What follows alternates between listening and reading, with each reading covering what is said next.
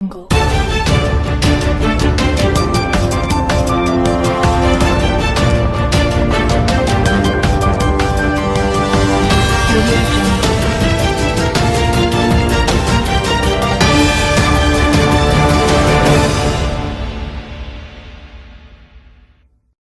राज्यसभा निर्वाचन में दल विरोधी कार्य पड़ा महंगा क्रॉस भोटिंग दलरू निलंबित हेले 3 विधायक सानखेमुंडी विधायक रमेश जेना मोहना विधायक दाशरथी गमांग एवं बारवाटी कटक विधायक सोफिया फिरदोस कांग्रेस रु निलंबित होइछंती। गतकाली 3 विधायक दलीय हुईप लक्ष्मण रेखा डेई बीजेपी समर्थित प्रार्थी दिलीप राय को भोट देइथिले, जहा पर आज प्रदेश कांग्रेस रो श्रृंखला कमिटी तांको विरोध में दृढ़ कार्यानुष्ठान ग्रहण करिछि। सूचना अनुसार कांग्रेस रो 3 विधायक दलीय हुईप उल्लंघन करने सहित दल विचारधारा विरोध में जाई बीजेपी समर्थित प्रार्थी को भोट देथिले। दलीय श्रृंखला भंग करने संगे संगे कांग्रेस दलर स्वार्थ को जलांजलि देथिबारु 3 विधायकों को सस्पेंड करा जाइथिबा नै ओडिशा प्रदेश श्रृंखलागत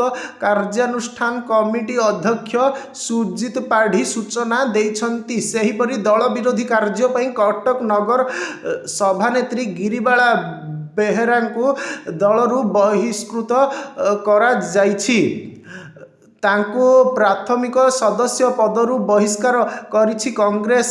से कौनसी दलीय कार्य रे जोग देउनथिले, सबुबेले दल विरोधी कार्य रे लिप्त रहुथिले। एने अभियोग आसिबा परे कांग्रेस तांको विरोध रे कार्यानुष्ठान ग्रहण करिछि।